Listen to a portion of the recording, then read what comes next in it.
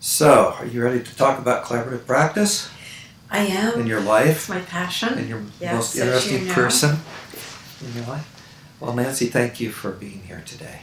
Thanks, Peter, and looking forward to talking with you.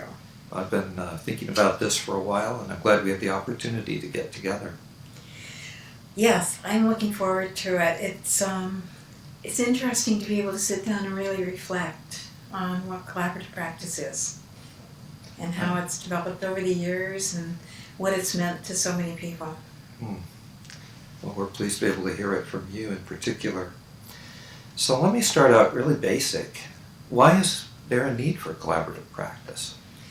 You know, that's such a good question. I used to ask myself that all the time until I actually experienced it over and over again. So I think people ask that question because the question comes to mind like, why do you need so many people? Mediation is really a wonderful medium, and we are like sisters with mediation. The difference is that each one of us has a different way of looking at families, a different way of being with families. For example, I'm a mental health professional, so I look at families and how they interact. I look at the stereotypes they bring. I care about having them relate to each other in a very different way and get past those stereotypes. You're the financial. And I know when you look at families, you want to educate, you want them to learn, you want them to start that dialogue about being financially educated. Because what? Nobody wants to talk about finances. It's just taboo. So what do we got? We've got divorce, we've got death, we've got finances, money, and here we have a collaborative process. That we have a financial to educate, we have a mental health, coming from that viewpoint to connect, to help people get through the rough spots and begin the dialogue. And we also have lawyers who can be there to educate as well, to be what they've always wanted to be, which is legal coaches, legal guides. Because most of our lawyers went to law school in order to help people. Mm-hmm. And then they ended up having to go to court where it didn't help people at all. So collaborative practice brings all of those, and I think families are so complex. And the emotions and the fears that families bring to us can only be addressed with a team. And that's what we bring. We bring a team. The word collaboration is so overused. Almost every professional group that I participate in uses that term. It's almost become meaningless. So what does collaborative with a capital C mean when it's applied in the context of collaborative practice? Why is that teamwork different? Well, collaborative has a very distinct meaning in our world. It means we make a commitment not to go to court, to help the family solve their problems, to talk through issues, to be able to maybe finally again the connection. You'll probably hear me overuse that word because I love it. And so for us, it's safe.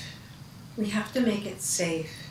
When Stu Webb first conceived this process, it's an interesting story, by the way. Can I divert a bit? Absolutely. Okay, so, it's been well over 25 years ago.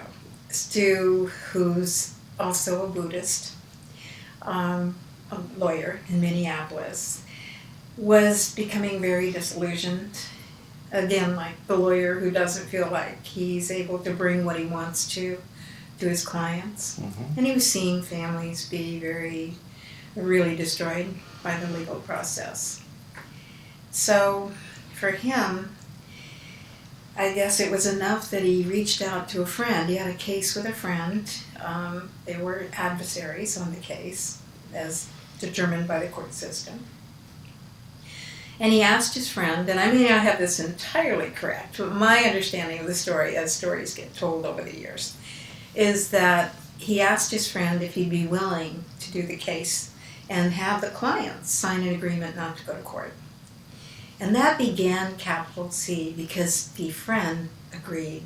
And then Stu saw how it worked, and being Stu, he started to educate, to talk about it, and that's how I learned about it from a colleague, because I was putting teams together at that point with mediators and mental health. So, in a sense, the Big C Collaborative provides safety. People know they can say anything they want.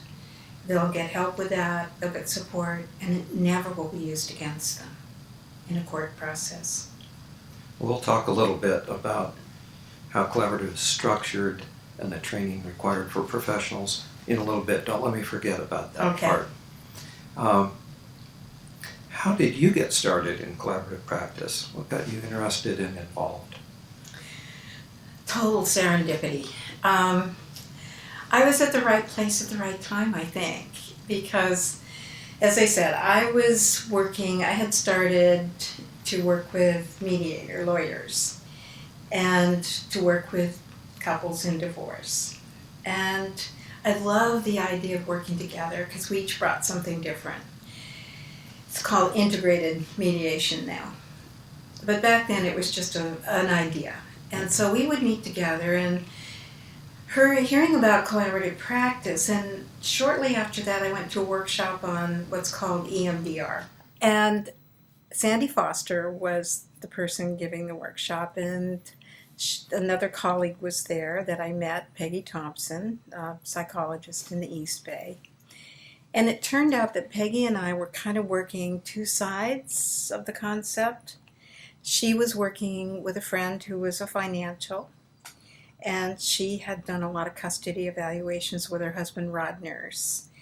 So they were working also with a child specialist, giving the child a voice, collaborative. And I was working, putting together teams. So you can kind of see where this is going, because you know the collaborative process, that it requires a team working with the couple. And so for many, many years, Peggy and I met for lunch. We worked with a group of people. We wrote a book.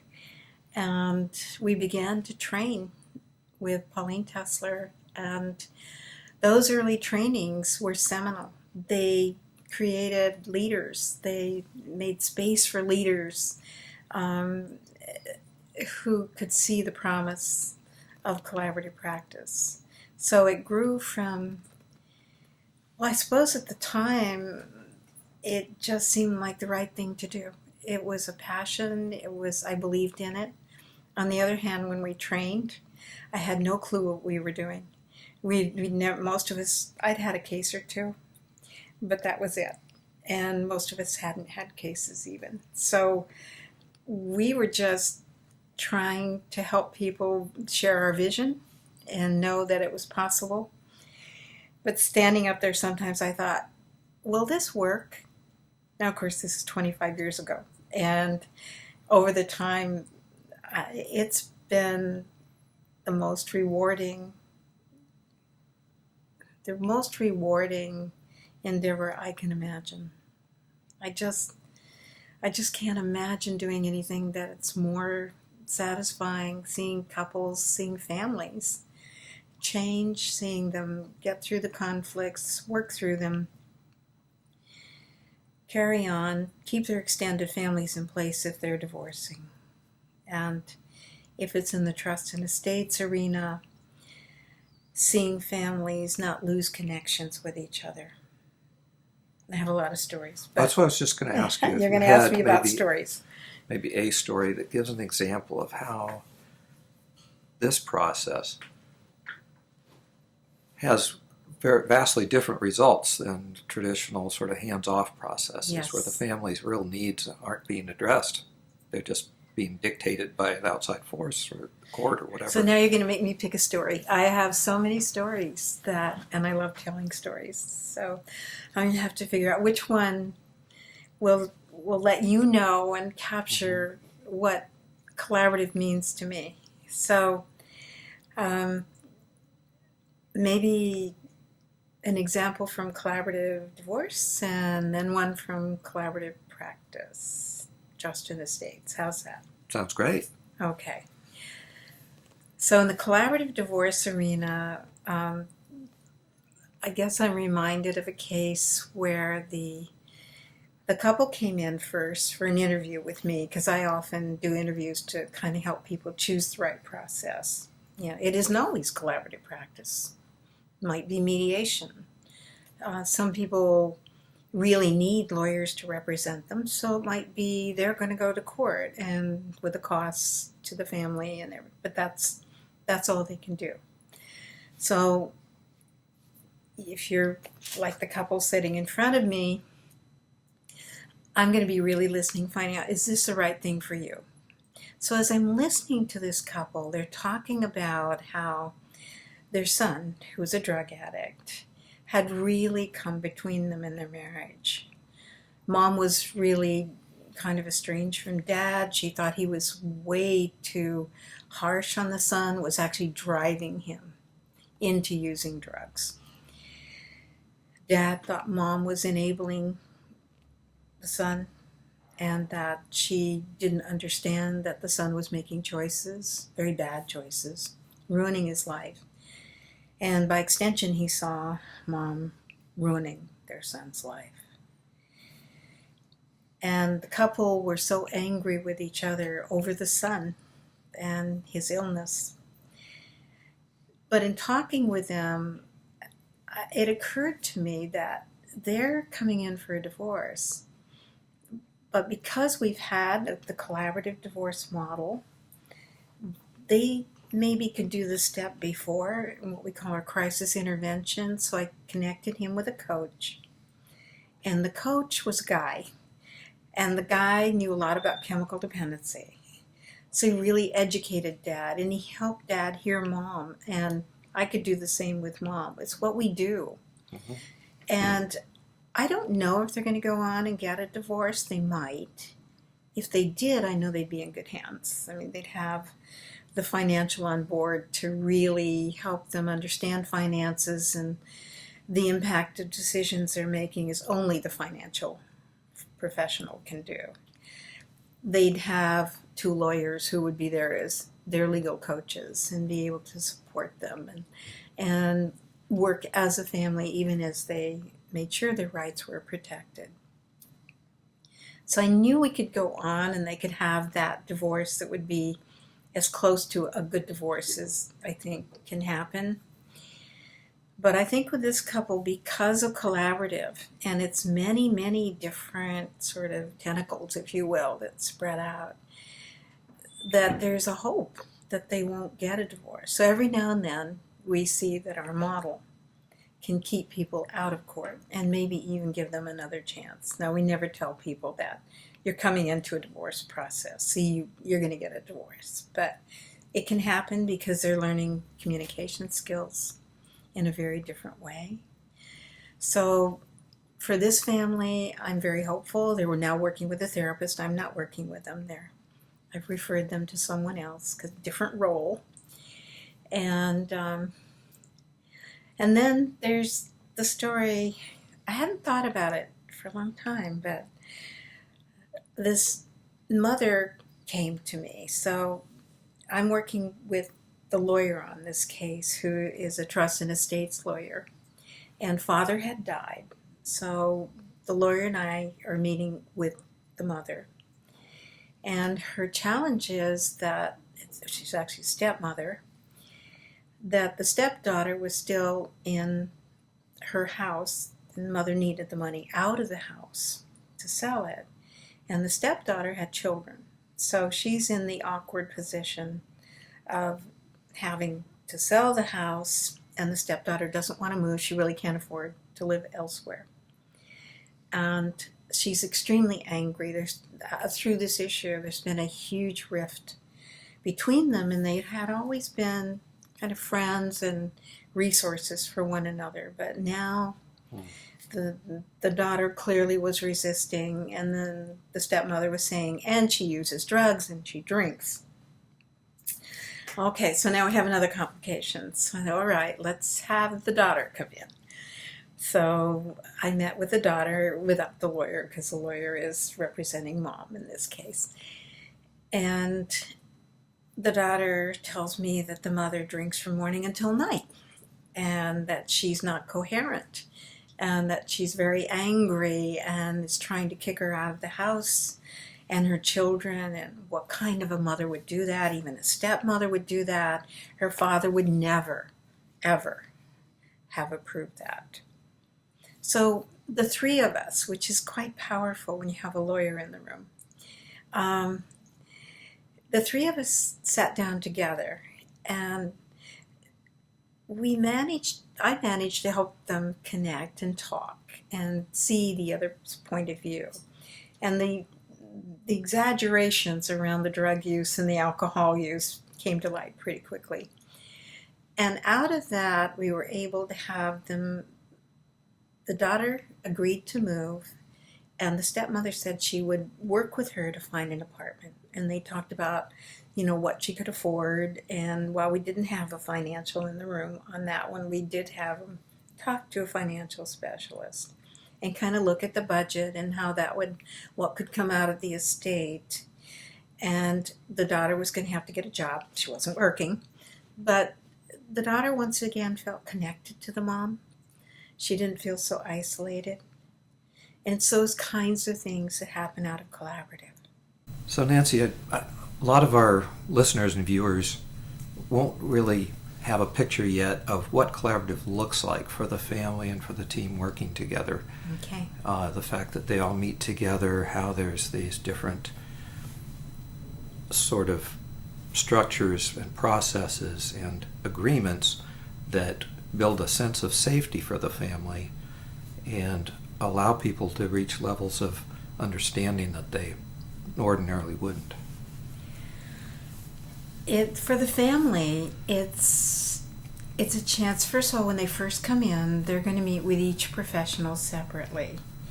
So they get to know that person. And for us as professionals, we're getting to know them and hear their story. And all the stories are different.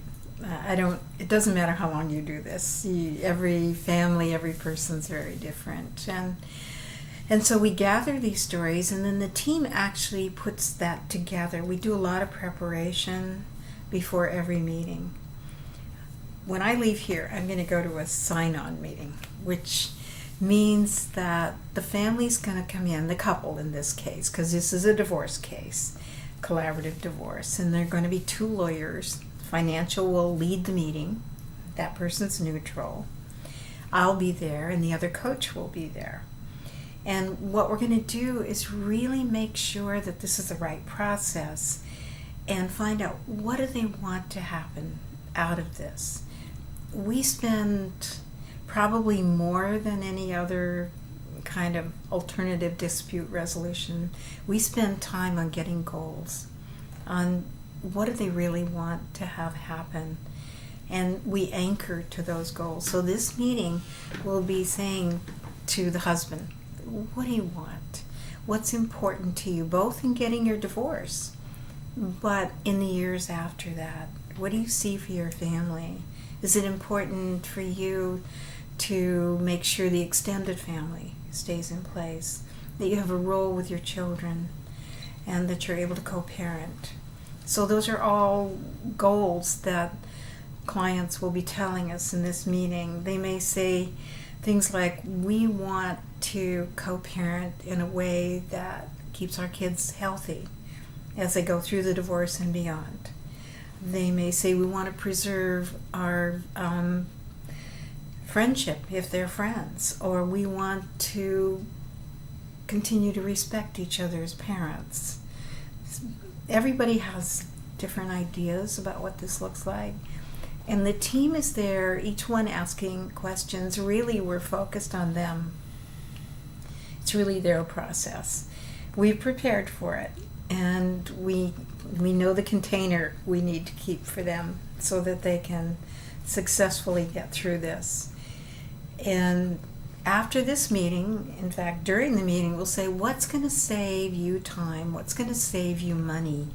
Which professional is going to meet your needs? So that the team meetings, they happen maybe a month apart, and between that, the couple separately may be meeting with their coaches, drawing out their parenting plan, or meeting with a financial and really being educated, learning about this. So they're getting so many different layers of support, education. And I like to say that, especially for us as coaches, that they get to really create a vision of what they want to look like as parents going forward. And then it's our obligation to help them reach that, make their vision come true, to make it work. Because really, most divorce processes, you're looking backward, or you're concerned certainly about the present, which is true. This is probably, again, the only one where we spend a lot of time looking forward. What do you want to create? What do you need to change to make that happen? And that's what we're all doing as a team, but particularly the coaches are invested in that. That's our area of expertise. This reminds me of the TED Talk by Simon Sinek, getting to the why, looking at the why of things. Yes. Because it's so easy for people to jump into fear, and for the family anyway, and for the professionals to try to jump in with the solutions that they think they already have for people, and to try to take control. This is very different. This is really listening and digging for the interests of the parties that underlie their positions, and seeing what creative solutions can be found, working together. And there's a whole separate area that we all focus on in developing interests: financial, emotional, even legal interests. And each from that different perspective. So not only do we get, if you're the wife, for example, and I'm working with you, I want to know how you feel about the divorce. I want to know what the emotions are. I want to know what your worst fears are. Because out of that, we're going to develop your personal interests. And the other coach is developing interests with the husband, and we're putting them together. So we'll have common interest as well. And when we walk into this meeting today, that I just referenced a few minutes ago, we're going to have common interests up there. So they're not going to walk in and sort of see, that's what he wants or that's what she wants. It's going to be, here's what we want going forward as parents, if they're parents. And if they're not, if they're a same-sex couple, for example, or they don't have children, many people like collaborative because it allows them to let go with respect and still maintain their sense of dignity and well-being. People are facing difficult transitions with divorce or with death. There's so many different aspects to it: the emotional, the financial, the legal, what's going to happen now, the change, the transitions that they're going to have to go through. The uncertainty. Mm-hmm. So really addressing all these areas in depth with a professional in each area. And then having communications, having talks. That's something that most of us are not terribly skilled at or taught well. We go into those defensive positions and the fear. And children suffer, whether it's in trusts and estates where you're talking to the family with their lawyer present, maybe the couple's there in the room, and the family's there. They've asked for the family to be there because they haven't been able to talk about finances, or perhaps even harder, what's going to happen after they pass. And they're afraid sometimes. The parents are afraid to talk about it, I think, because they don't want to cause problems. That's what I hear most. I don't want to, if I can just leave and it'll be fine. And of course we know. We know that it's usually not. No, it's not. It's not fine. And the children don't want to talk to parents because they don't want to look greedy, but they have an incredible need, especially in today's world, to know financially, how are you going to be? What are your plans? How can we be there? What are the family's resources? How can you talk about those things with the family? Because traditionally, the couple's gone to their trust and estates lawyer, and the lawyer will certainly ask questions and do a very good job of drawing up a trust or a will. But there's a bigger picture involved, and the lawyer doesn't see that because they're not in the room. It's amazing what happens when you get everybody in the room. I like to say, what if we actually thought about the people involved Yes, in Frank. the estate plans and not just What the a concept. taxes, or let things just unfold Right. without any sort of structure or vision, as you said, Yes. pointing the vision to the future, knowing the values, having the perspective that the financial Yes. person brings, the creativity. And I keep coming back to the importance of the mental health professionals in this work, and that coaching as you come into the conversations that are so difficult and so fraught with, concern, to have that coaching, to be able to come in and say, okay, this is the time when I can speak up, and this is how I can speak in a way that's not going to fan the flames, but it's going to help, connect me with these other people, because the connections are as important, maybe more important than the money involved. I hope so. I really do. I hope people know that deep down. We get focused on the money. It's all, it's a symbol, but it's just a symbol of, it's important. We need it, no question. But I think what you said a few minutes ago is really important. People often don't speak up because they're afraid. They just don't know how to say something that may be unpleasant or offending to someone. And so they don't talk. But even harder, I think, at least we all find it in the field of conflict resolution, is listening. But it's just not listening like most people, like active listening is what people hear a lot about.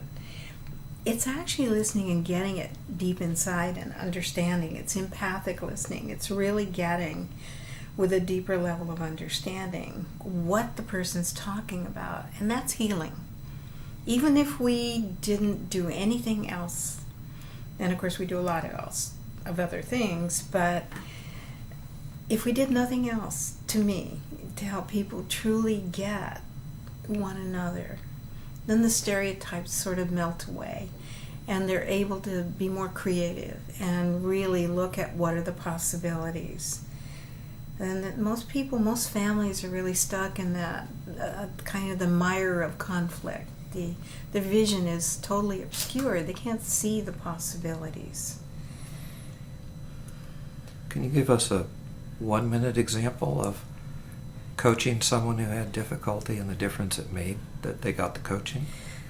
Yes. I have a case right now, actually, and this is a lovely, lovely woman, and she's in her early 50s. She's very attractive and professional, and she absolutely did not want this divorce. And when we first started the process, I'm her coach, she would just simply fall apart, and in the sessions, and then after the sessions, all she could do was to simply want to keep the husband coming back. She couldn't let go.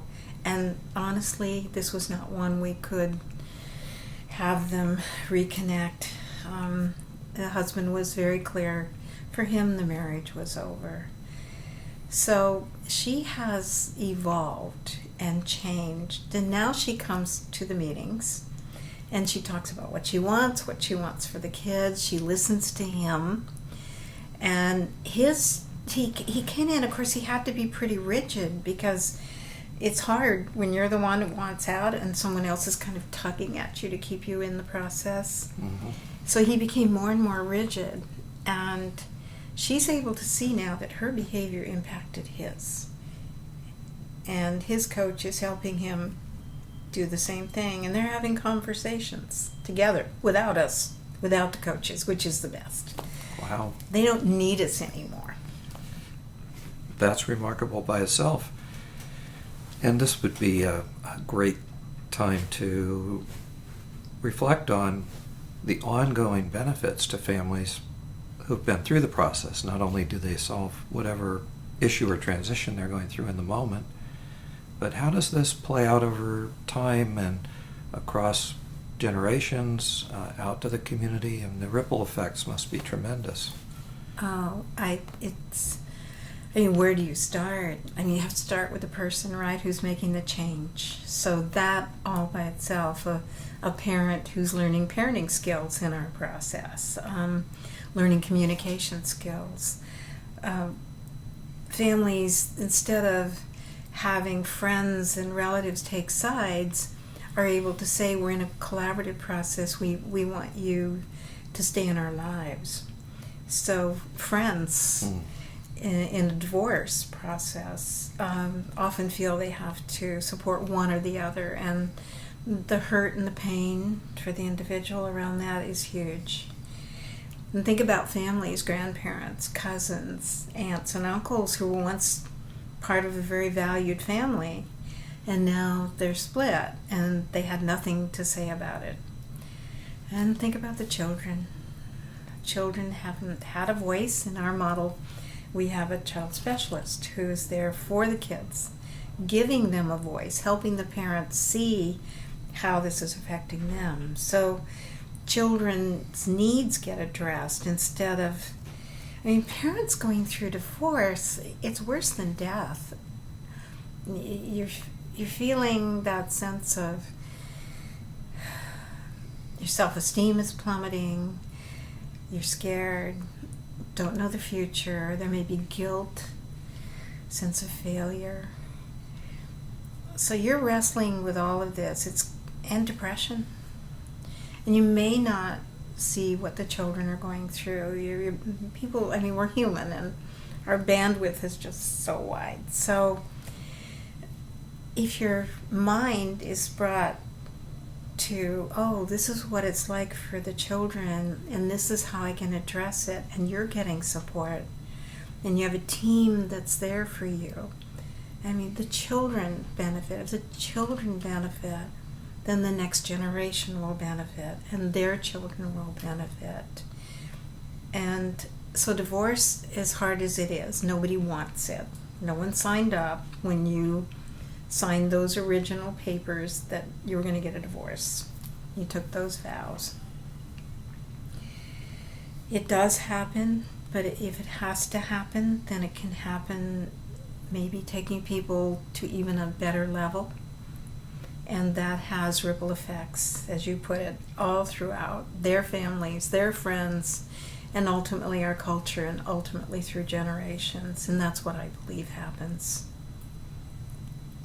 So it's not just solving a problem for families, it's actually a transformative process where they're getting perspective on finances. They're learning something about that. They're learning about how to communicate. They're developing new skills. New skills, yes. It's not enough just to get the divorce, or just to write up the trust, or to manage Dad's estate when the family's warring with each other. It's not enough to do that. We're there with helping the family define different ways that they can envision their futures and not get stuck in the conflict. I really can't imagine it happening without multiple skill sets of professionals. We all use mediation skills, and a mediator, and I'm a mediator as well as a collaborative professional. The difference is just what you're saying, that you get something from each person, and then together there is an amazing sense of these people working together for you. And that's an experience that it's hard to quantify, it's hard to even describe what it's like seeing that happen in the moment, to see families who would have been rent asunder.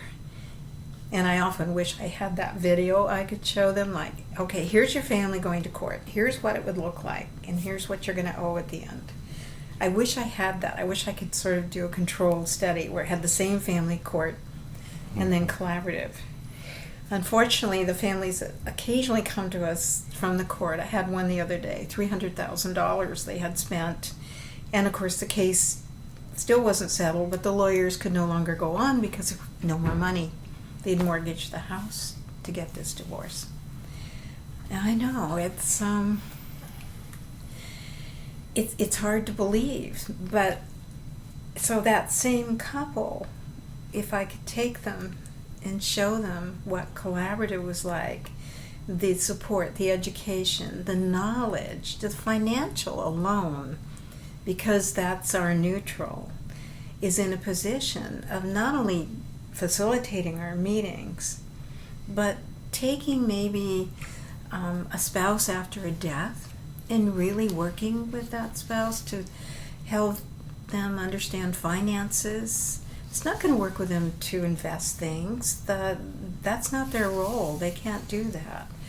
Ethically, they're not going to continue. They're there for the moment to educate, to help them see the possibilities and make choices going forward, and then hand them over to a professional that's going to do that kind of investment for them. I think there's such a high ethical standard that we have in this process. So Nancy, I wanted to make sure that we talked about the features and setup of collaborative practice that ensures that the family has a safe container. And you touched on neutrality a little bit, that there's no ongoing relationship of the financial with the family after they get their dispute resolved in divorce. What is neutrality? Why is it important? And what are some of the other safety features, for lack of a better term? Safety features, right. For us, that neutral role it's sacrosanct. Nothing touches it. It's so important because if you know the financial, who's processing the financial information, that one person, it's very efficient, by the way, to have that person do that. Just one person, not two lawyers, but somebody who that's their expertise. You benefit from the expertise, but you only benefit if you trust the person. And particularly around finances, it's really important that the person who's delivering the information, who's helping you form your future, financial future, is neutral. And so we really treasure that. It's along with the other roles, which also I think in their own way provide both support and a sense of safety, that safe container that we talk about. For example, you as a coach, I'm definitely coaching the person who's in front of me that I form a really connected, close relationship with. But when we're around the table, all of us, or we're in a team meeting, I'm also thinking about the benefits of the family going forward. We talked before about the vision we have, the commitment to having people leave our process, hopefully more skills, with a better idea, a clear picture about where they can go as a family. And none of us, the coaches, don't lose sight of that. So while I'm kind of aligned, as we say, with the client I'm coaching, I'm not that person's advocate. I am not going to go to the wall for that person because that wouldn't benefit what we're trying to do. So the safe container is the neutral. I'm there as a coach, both coaches, but we're keeping in mind what's going to work for the kids, what's going to work for the family. So as I'm helping the person I'm working with see the impact of his or her behavior on the family or on the other person, that's really crucial. And the lawyers who are a little closer to being advocates, because they really look out for the client's legal interests and financial interests, they're also looking out for the family. It's not just they're going to be that person's advocate that most people see on television or have as a picture of a lawyer. These are lawyers that are, and they're so skilled that, in fact, yesterday I watched one of them in a meeting and I thought, he could have been a mental health professional. We kind of trade back and forth because we work so closely together. But he was using all the skills and talking to the client. I thought, how amazing that is that we can all be there providing that container, listening, understanding, but at the same time helping the family get their needs met, their goals, because that's what's important. It's not ours, it's theirs. So the professionals are looking at the family as a whole, which is different than the ordinary way of working. That's to right. begin with. That's right. The neutrality means, and the lack of an ongoing relationship of the neutrals means that, let's say there's an estate case, Mm-hmm.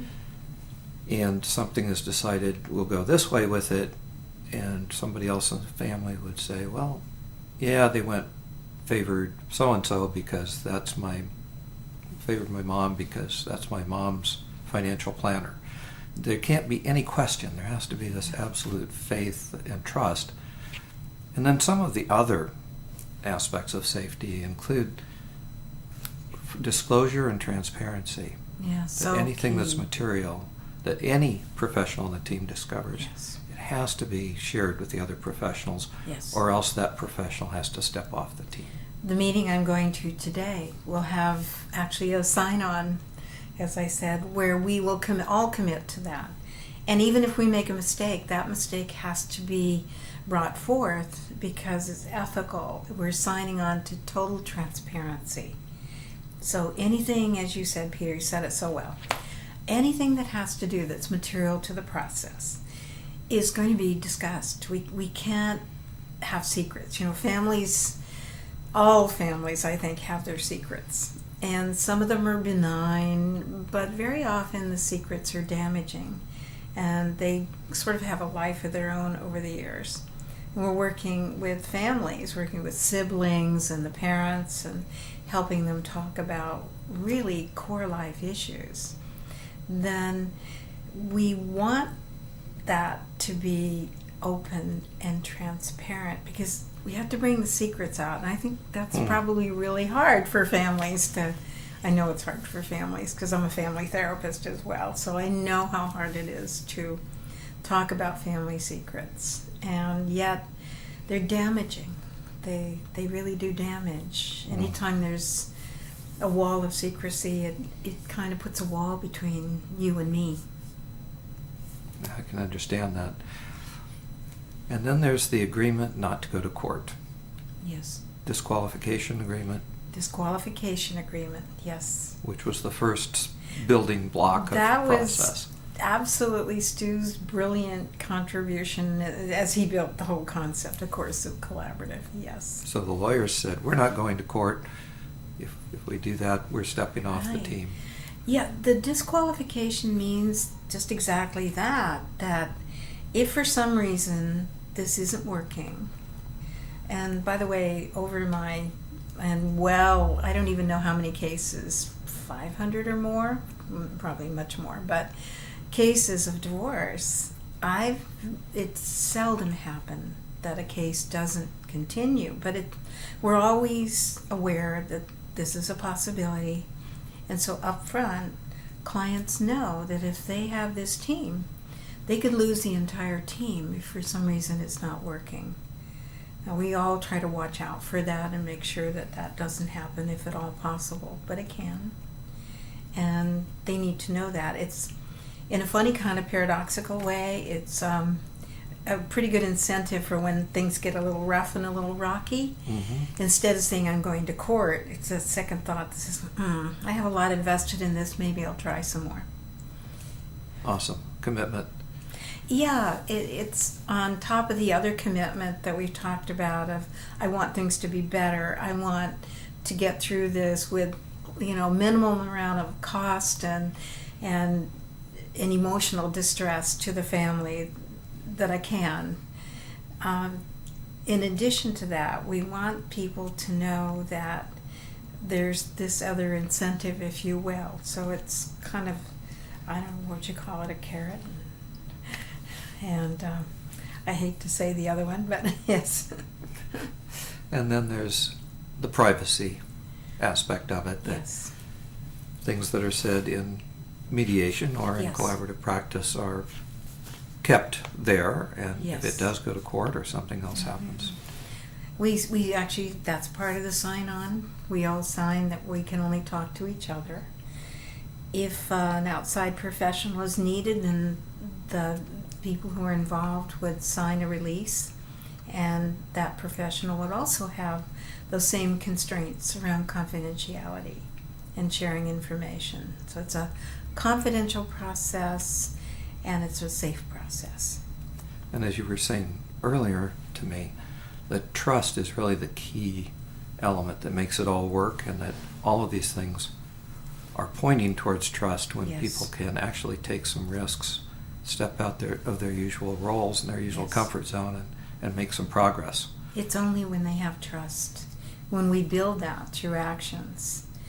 And it can ebb and flow. Realistically, it's not a constant.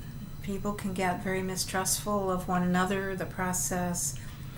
The good news is we have the skills to address that and respond to it. So that builds even more trust. If you're starting to wonder, is that financial really neutral? Or does my coach really have my back?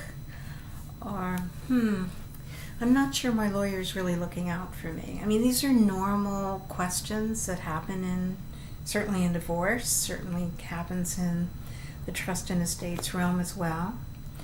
Then to be able to know that you can take that to the person and they'll respond to that is huge. So you mentioned the team several times, and we're not only talking here about families, but we're talking about professionals who have found their calling in many cases, who really are able to express their desire to help people through this process. So tell us a little bit about the team and the opportunities for leadership and how the team works together to support each other and to become even better professionals. I think I have to do that just by talking about what it's been like for me. And there was a time, particularly early on in most of my life, I've been pretty shy. And I always thought of myself as kind of a supporter of other people. And the idea of getting up in front of people and talking or training, that was something somebody else did. And I honestly think it's been through the collaborative process, the team, because I'm not alone. And when you're on a team, your team members not only support you and encourage you, but they give you feedback. And sometimes this feedback is hard. Sometimes it's painful. But it helps you grow. And the fact that you can take it and still their intention is to give you feedback that's going to make you a better team player. So through the years and the opportunity that collaborative has afforded, because we're teams, it's not been a big stretch to actually create a space and step into it and begin to train and to teach and to become a leader. And it still seems sometimes strange to me, and I scratch my head and how did this happen? But I think collaborative has made spaces for many of us who are not so different to be able to grow and train and teach others and use the term calling. And to me, I guess it is. It gives purpose and a way of giving back, and that becomes your life's legacy. And that's a huge legacy for me and for others who do this work. As I reflect on my own experience of participating in collaborative practice, I often find myself thinking, I'm so glad that I picked these people to hang out with, because they are collaborative people. That's why they're there to begin with. Yes. But I think we all find gifts that we receive in such a generous and collaborative kind of atmosphere. There's something about sharing this, call it a mission, if you will, that creates that atmosphere. And it's not that we can't be normal human beings and walk away from a meeting rolling our eyes, but we can't leave it there. We in fact, after this meeting today, we'll sit around the table and say, what did we do that could have worked better? What could we have done differently? What about when you talked a little bit too much and didn't think to ask the client questions? So we'll give that kind of feedback. But it's done in a way that helps you grow and change. The intention is a positive intention. Well, even after being in financial planning and personal finance for 35 years, I'm still working on getting better, for sure. And feedback is invaluable to me. And just in our last training, I had that wonderful opportunity to sort of embarrass myself because I had an image of something I wanted to contribute and nobody else checked it before the training, and then it kind of like landed like an egg in the middle of the meeting, and some people really were kind of upset, but nobody painted me with a different brush. Nobody excluded me at that point. But there was a discussion, quite a bit of discussion later about what people liked about it, what they didn't, how it could be done better. Right. And I have the opportunity, and I can afford myself the luxury of getting that support and that professional training and feedback in real time. In real time. See, that's the key. It's the only process I know where as professionals we're watching each other work in real time. I used to have it when I was training in family therapy. We'd have behind the one-way mirror, and people would be, our supervisors would be watching us work with a family and would phone in ideas and give us feedback later. But then many years lapsed when I was just a therapist in my room. Nobody was watching my work. Even if I were to talk about it, for supervision with someone else, it's different. It's not the same. Here we are, we're sitting around the table, clients are present, we're in real time helping them resolve their issues. We're also seeing what works and what doesn't work, and we have an obligation to the clients to give that feedback to each other so we do a better job the next time. As a result, the teams who've worked together, and by the way, they're often different constellations, different people or different financial on this case today than I've had in the last 2 cases, for example, different coach. But we know each other. We've had other cases together. So as we've given each other this feedback and worked with each other, we now just step into it, and it's pretty seamless. It's powerful. I think we do need the feedback of others. Yes. To become fully developed human beings. Yeah. Life is complicated. It is. We each bring our own talents. We're never going to be everything to everybody. Nope. Again, the need for different disciplines. Right. And I really wanted to give you a chance, and we're both pretty passionate about True. collaborative practice, so That's probably easy to we're see. talking Yes, about it, yes. but I really wanted to give you a chance to share what this has meant to you and to your family, and sort of reflect on what you've seen, where you see things headed, what your vision, what your hopes would be for collaborative practice and for trust and estates. Oh, personally, it's enriched my life in so many ways. Awareness of who I am, what my purpose is in life, how I can contribute. And I couldn't do it unless my husband, who's just my staunch supporter and been involved in collaborative from the very beginning, if he wasn't a part of it, and we're a team. So I see that I get to share my life with him and his with mine, and together he knows all my collaborative colleagues and they know him. And that's a very enriching experience I don't think most people get. So I'm very grateful for that. And I think going forward, I want to take that sense of possibility into the future.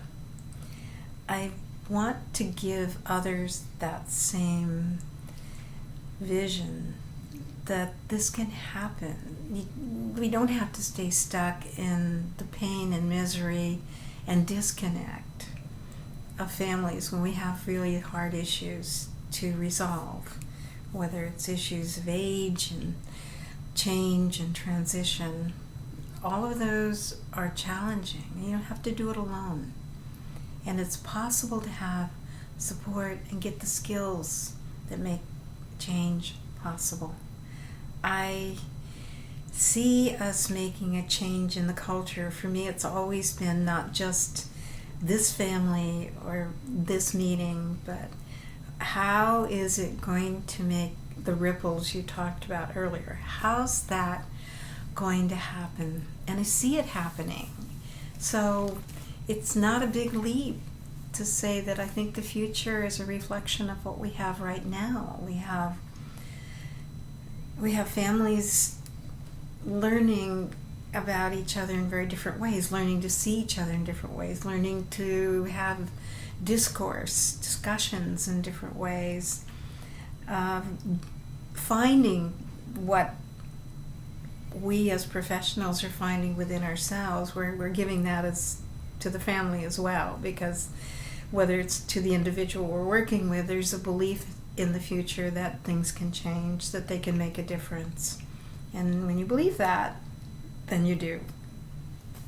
So, yeah, you've seen how collaborative practice is rippling out in people's lives. You see it, but you're also seeing starting from nothing 25 years ago totally nothing. Yes. Totally nothing to now it's part of the law in a number of United States in courtrooms. The judges are on board with it. It's in 24 countries or 30 countries. I've lost track. 5,000 practitioners around the world. Yes. With our International Academy of Collaborative Professionals, which is our umbrella organization, now has over 5,000 members in 24 countries. Not too long ago, one of my colleagues from here in Silicon Valley and I went to Italy, went to Milan, and with a lot of help from very good translators, we talked about collaborative practice, what it is and what we do, and the role of money and how conflict and money are intertwined, and somehow those things were universal and they certainly understood.